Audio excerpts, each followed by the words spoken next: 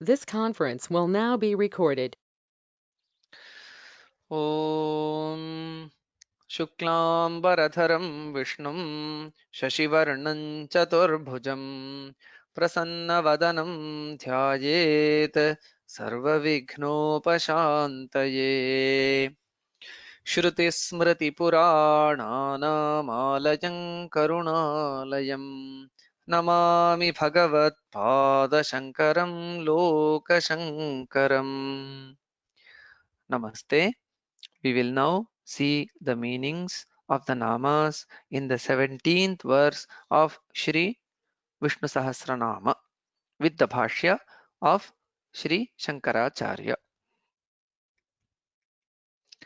The 17th verse is Upendro Vamanah Pramshuramogha Shuchirurjitaha Atindra Sangraha Sargo Dhritatma Niyamo Yamaha.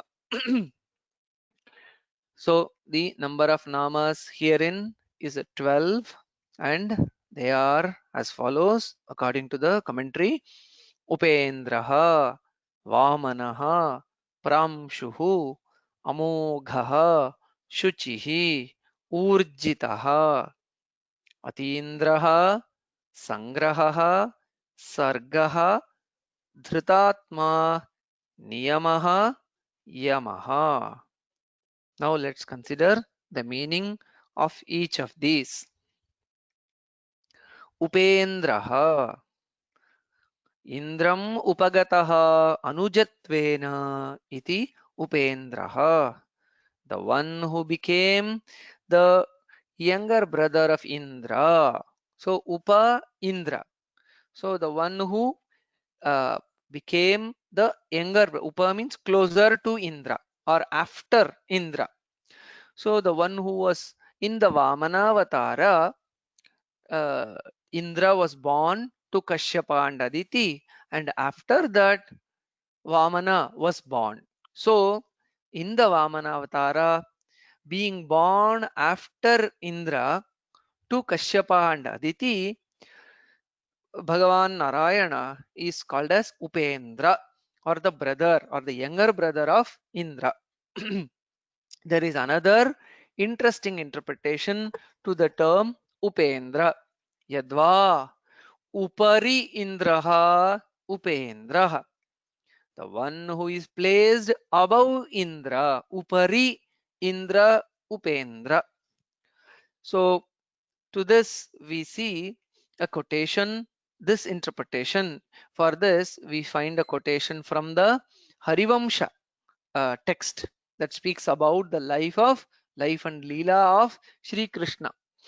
There we see Mamopari yathendrastvam sthapito gobhirishvaraha upendra iti krishnatvam gasyanti bhuvi devataha. So the text says the gomatas after the Govardhana Leela, they placed Sri Krishna above Lord Indra by the Gomata. Hence, uh, Indra himself says, "O Bhagavan, Sri Krishna, as you were placed above me by the goes or the cows or the gomatas, because of your Govardhana Leela, hence uh, in the world you will be glorified. Your glory will be sung with the Nama Upendra. O Krishna, you will be known as Upendra." So this is the quotation in the Harivamsha. Based on that, Acharya has interpreted the term Upendra as Upari Indra. In the Govardhana Leela, you might remember or recollect that Krishna lifts the entire Govardhana Parvata to protect all the cattle, including the cows and other cattle, and also the villagers, all the Gokula Vasis. Hence, the cows, remembering this act of protection from Bhagavan, they place Sri Krishna above the god or the lord of the gods, Indra. Hence, he is known as Upendra. The next term is Vamanaha. There are also a couple of interpretations to the term. Let's look into the first interpretation. Balim Vamana Rupena Yachitavan iti Vamanaha. In the form of Vamana, the short person, the one who sought alms from Bali.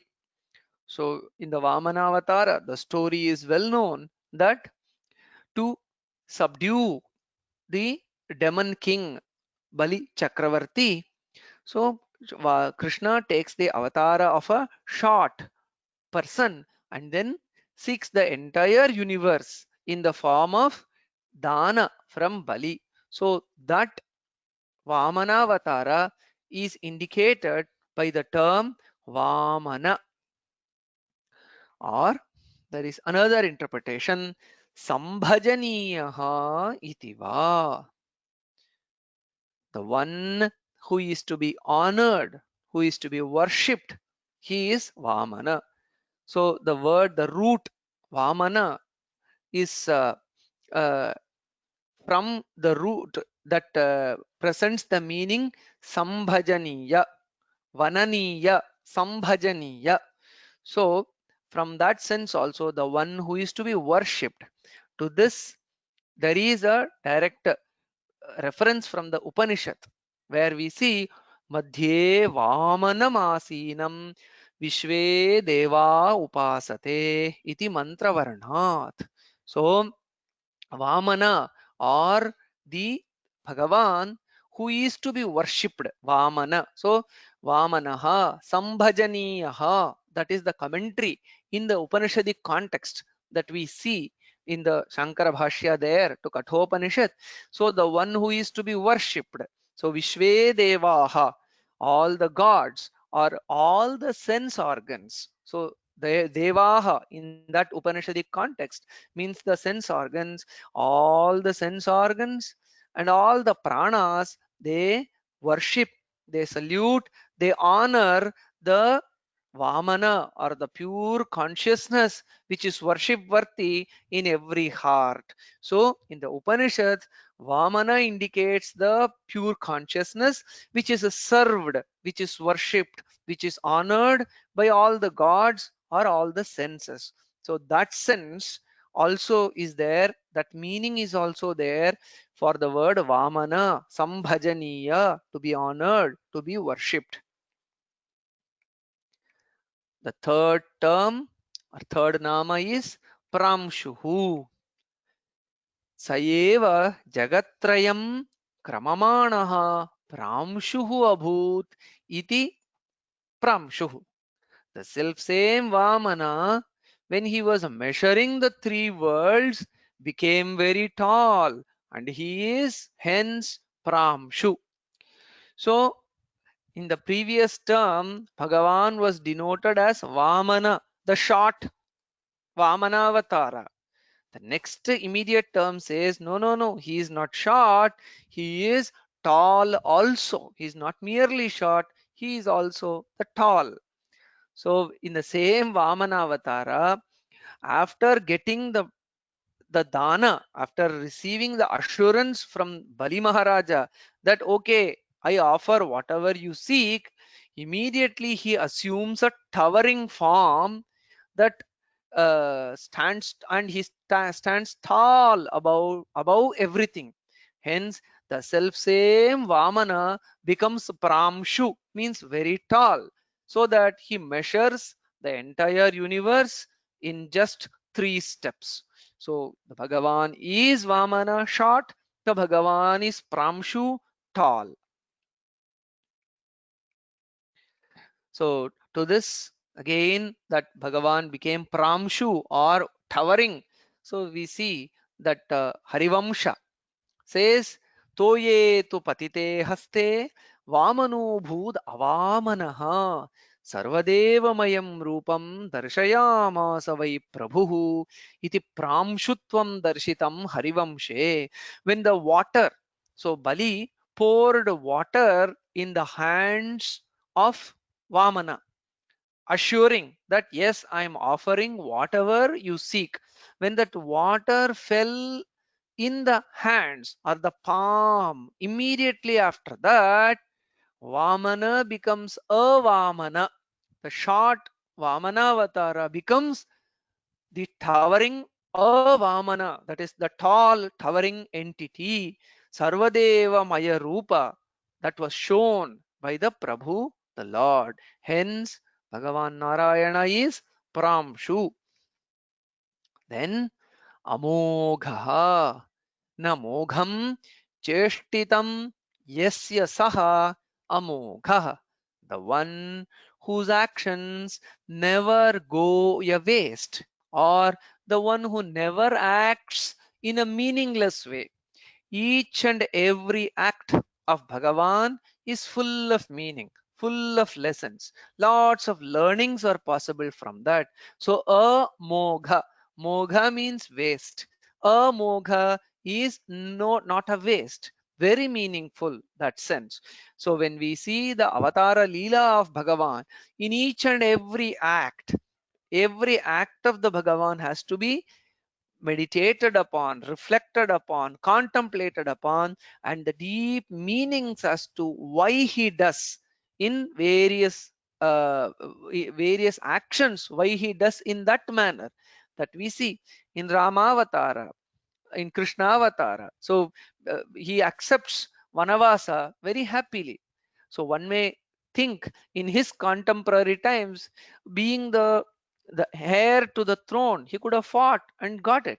But when he did that, he is now being worshipped. He is the role model. He is the inspiration for generations of the followers of Sanatana Dharma. Hence, one act, how meaningful, how eternal, how great virtues that are being passed on generation after generation by the one meaningful act of Bhagavan of accepting graciously Vanavasa. Similarly, even being the Sarathi, he accepts that role of Sarathi and then guides. So those words in the form of Gita, so that act of becoming Sarathi, or all the deeds that he did in the Bhagavad Gita, we see how meaningful they are. So the one whose actions are very meaningful or never a waste is Amogha. The next one is Shuchihi, Smaratam, Stuvatam, Archayatam cha Pavanatvat Shuchihi. The one who purifies those who remember, praise, and worship is Shuchi. Shuchi means pure. Bhagavan is not only pure, he also purifies.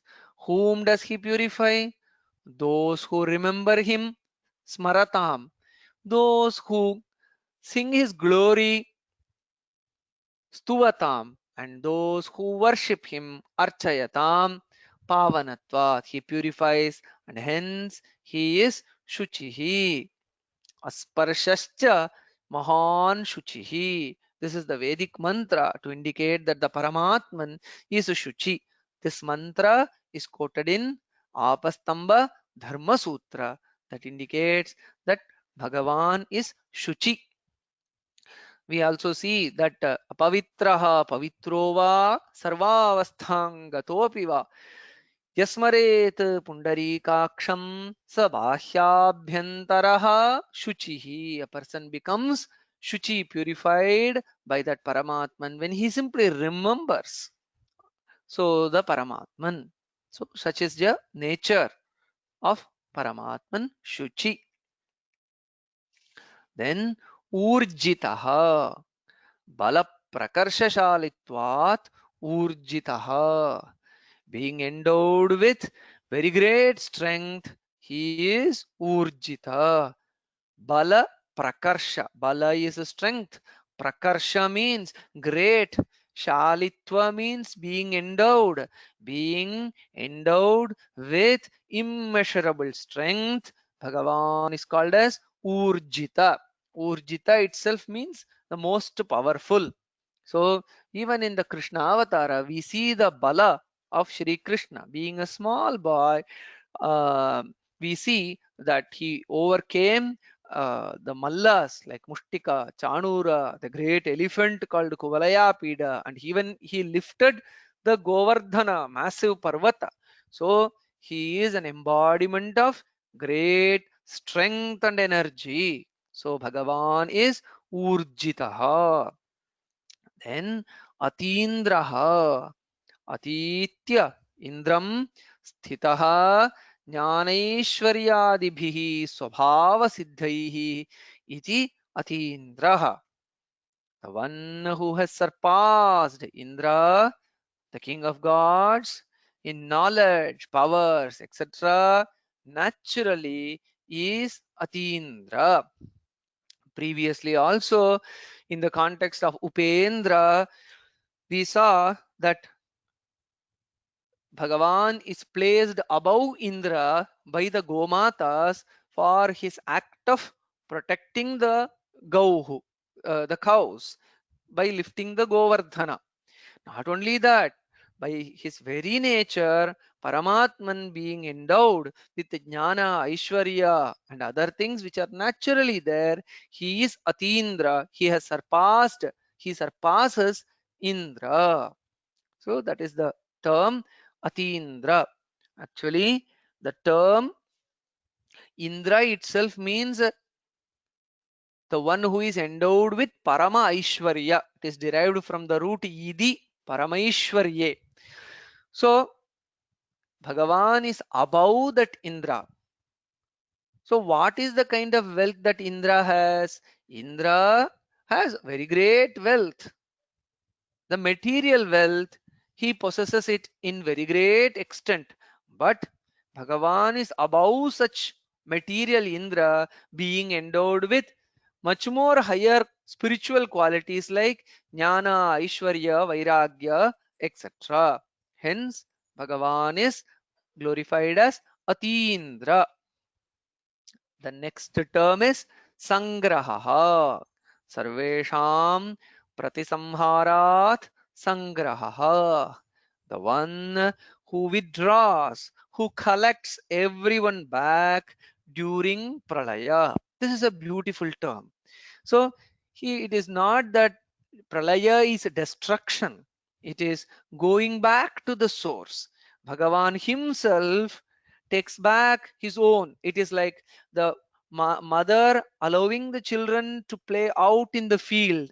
And then when the evening sets in or the night sets in, as the mother collects her children back and takes them back to the home. Pralaya is also not something which is total destruction or annihilation. It is the general going into the source. So even the Janma and Marana can also be taken as not as a painful death. It is simply going back to the source. The Paramatman collects back his own children in the Pralaya time. Hence, this is a beautiful term, Sangraha. Then, Sargaha, the ninth term. Srijya Rupataya, Sarga Hetutvadva, Sargaha. Two meanings are given together. Being in the form of the created or being the cause of the creation, he is Sarga. So the term Sarga is derived in two ways. Srijyam, yat srijyam, tat sarga padavachyam. Means that which is created or that which is being created, that is denoted by Sarga. That is Bhagavan himself. What does Bhagavan create? He creates his own self, in the sense that nothing, the cause, though in general transaction we say the cause and the effect, the ultimate reality is also the Bhagavan. The created world is also Bhagavan. Hence, those that are being created, those that are created, that is denoted by the term Sarga, and that is also Bhagavan. Sarga Hetutvadva Sargaha, or being the Hetu or the cause of Sarga, creation. So being the ultimate pure consciousness, the substratum, being the substratum of the creation, he is Sarga, or being the effects that are being created from the Paramatman, he is Sarga. So this is the meaning of the term Sarga, which presents the Paramatman both as the cause and also the effect. Previously also we saw this in another earlier nama, Krita Kritaha. Both the Krita, the effect, Akrita, the cause, both are Paramatman. The same sense is conveyed by the term Sarga also. The 10th term is Dhritatma. एकरूपेण जन्मादिरहिततया धृतः आत्मा येन सः. The one who holds or maintains himself in an unchanging form, bereft of birth, etc., is Paramatman. So, Dhrita Atma. Atma, his self. Dhrita means holding. So, the one who holds or the one who maintains himself, he is Dhritatma. How does Paramatma maintain himself? He maintains or sustains himself in an unchanging form. Never. So, what are the changes normally that happen in the life of a being? Jayat. It is called as Shad Bhava Vikaras. Jayate, born, being born. Asti, then exists. Then Vardhate, grows. Viparinamate, weakens. Apakshiyate, shrinks. Mriyate, dies. So these are the 6 changes that normally any life in this world undergoes. These are the changes that we see in any life. But Paramatman, the Supreme Being, is bereft of this Shad Bhava Vikaras. Neither is he born, and then it is his existence does not come from his being born. He is always there, and then growth, weakening, shrinking, death, he is not undergoing any of these. So he is eternally maintaining himself in the steady Sachidananda Rupa. Hence, he is called as Dhritatma, the changeless form, the one who is endowed with that. The next term is Niyamaha. Sweshu sweshu adhikareshu prajaha niyamayati iti niyamaha. The one who regulates, guides every being into their respective domain of responsibility. He is Niyama. So Niyama means regulation.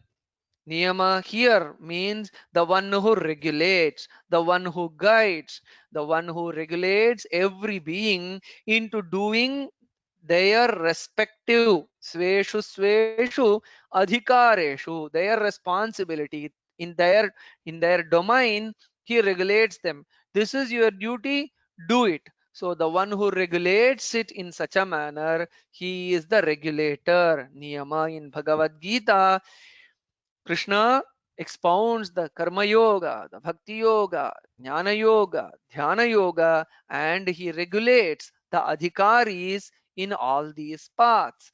Especially, he says to Krishna that do karma, kuru karmaiva tasmat tvam. So he presents what is to be done by Arjuna. Of course, for jnanis there is jnana yoga. For those who are immersed in dhyana, there is dhyana yoga and bhakti yoga. So he presents various paths into which everyone can uh, proceed. And the one who has presented this regulation towards a higher life, he is Niyama, that is Paramatman.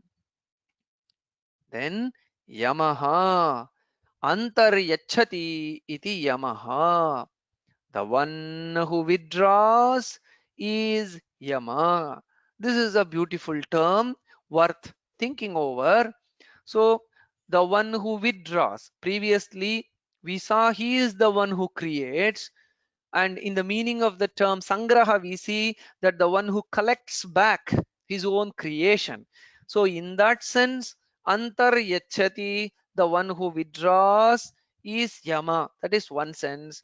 And also we see that even uh, in the Krishna Avatara or in other avatars also, we see that Krishna or the Lord presents the duties and responsibilities and he simply withdraws. He does not want to hog the limelight. He wants others to do their responsibilities. He is a gentle guiding light. So that's why Krishna did not take up arms in the Mahabharata war. He withdrew himself and restricted himself to the role of a mere guide. Krishna, being Sarvashakta, being Urjita, endowed with great power and strength and skill in the warfare, as exhibited during his Bala Leela, he could have simply finished the war single handedly in one day. But he withdrew himself and then he guided people so that they could perform their duties and then realize the goals. So though he is capable, he withdrew so that he could regulate people into their duties. So being Yama, he played the role of Niyama. So that is the 12th and the last Nama in this verse.